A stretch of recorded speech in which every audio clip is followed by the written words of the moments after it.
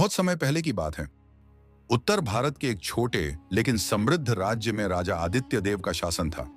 यह राजा अपने न्यायप्रिय और दयालु स्वभाव के लिए प्रसिद्ध था। प्रजा उसे दिल से चाहती थी क्योंकि वह हमेशा सबकी भलाई के बारे में सोचता था। राजा का एक ही उद्देश्य था, उसकी प्रजा कभी भूखी प्यासी या दुखी न रहे।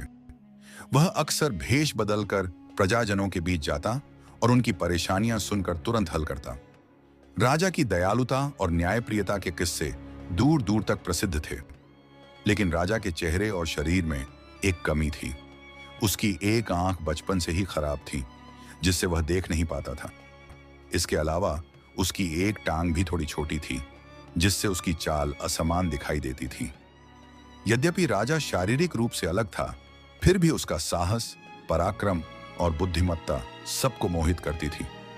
एक दिन राजा के मन में विचार आया कि क्यों ना उसका सुंदर सा चित्र बनवाया जाए, ताकि आने वाली पीढ़ियां भी उसे याद रख सकें। उसने अपने दरबारियों से कहा कि किसी कुशल चित्रकार को बुलाया जाए। दरबारियों ने कई प्रसिद्ध चित्रकार बुलाए।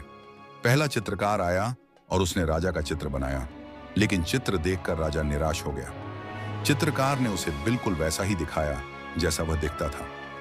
एक आंख खराब और टांग छोटी। चित्र यथार्थ था, लेकिन उसमें आकर्षण नहीं था। दरबारियों ने जब चित्र देखा तो कुछ लोग मुस्कुराने लगे। राजा को यह बात बुरी लगी। फिर दूसरा चित्रकार बुलाया गया। उसने राजा को अत्यंत सुंदर बना दिया। दोनों आंखें बिल्कुल ठीक, टांग सीधी और शरीर मजबूत। चित्र वाकई सुंदर था, लेकिन झूठा था। राजा ने गहरी सांस ली और बोला, यह चित्र सुंदर है, लेकिन यह मेरी असलियत नहीं है। मैं ऐसा नहीं हूं। सत्य को छिपाना मुझे स्वीकार नहीं। राजा दुविधा में था। वह चाहता था कि उसका चित्र सच्चा भी हो और सम्मानजनक भी। कुछ दिन बाद राज्य के एक दूरस्थ गांव से एक साधारण कलाकार आया।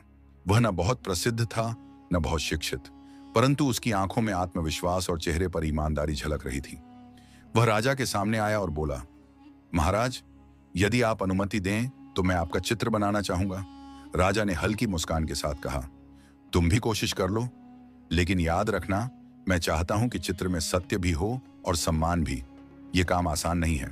कलाकार ने सिर झुकाकर कहा, महाराज, यदि हृदय में सम्मान हो तो कठिन से कठिन कार्य भी सरल हो जाता है। कलाकार ने काम शुरू किया। उसने कई दिनों तक राजा को देखा, कभी युद्ध के मैदान में, कभी प्रजाजनों के बीच, कभी दरबार में न्याय करते हुए। वह राजा की आत्मा को समझना चाहता था। अंततः जब चित्र तैयार हुआ तो उसने उसे राजा के सामने प्रस्तुत किया। दरबार में सब लोग इकट्ठा थे। जब कपड़ा हटाया गया तो सभी की आंखें आश्चर्य से फैल गईं। चित्र में राजा घोड़े पर सवार थे। उनके हाथ में धनुष था और वे शिकार पर निशाना साध रहे थे। धनुष की डोरी खींचते समय उनकी एक आंख स्वाभाविक रूप से बंद थी।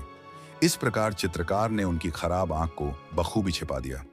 राजा की दूसरी कमी, छोटी टांग, भी चित्र में दिखाई नहीं दे रही थी, क्योंकि वह घोड़े पर बैठे थे। चित्रकार ने न तो झूठ दिखाया और न ही कमी को उजागर किया, बल्कि परिस्थितियों को इस प्रकार दर्शाया कि राजा वीर, साहसी और गरिमामयी लगे। राजा कुछ क्षण चित्र को देखता रहा। उसकी आंखों में आंसू आ गए। उसने चित्रकार की ओर देखा और बोला, तुमने वही किया जो मैं चाहता था। तुमने न तो मेरी सच्चाई छिपाई और न ही मेरा अपमान किया। तुमने मेरे भीतर छिपे साहस और सम्मान को चित्रित किया है। यह चित्र मेरी सच्ची पहचान है। राजा ने कलाकार को भारी धन और सम्मान दिया। साथ ही उसने घोषणा की, आज से यह कलाकार हमारे राज्य का मुख्य चित्रकार होगा। उसकी कला हमें यह सिखाती है कि हर व्यक्ति की अच्छाई को उभारना ही सच्ची कला है।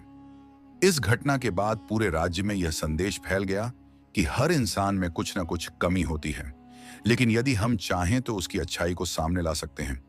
उस कलाकार की कला केवल चित्र बनाने तक सीमित नहीं थी, बल्कि उसने जीवन का बड़ा सत्य दिखा दिया। राजा ने उस चित्र को अपने दरबार के सबसे प्रमुख स्थान पर टंगा दिया। जब भी कोई उसे देखता, उसे यह सीख मिलती कि किसी की कमजोरी पर हंसने के बजाय उसकी अच्छाई पर ध्यान देना चाहिए।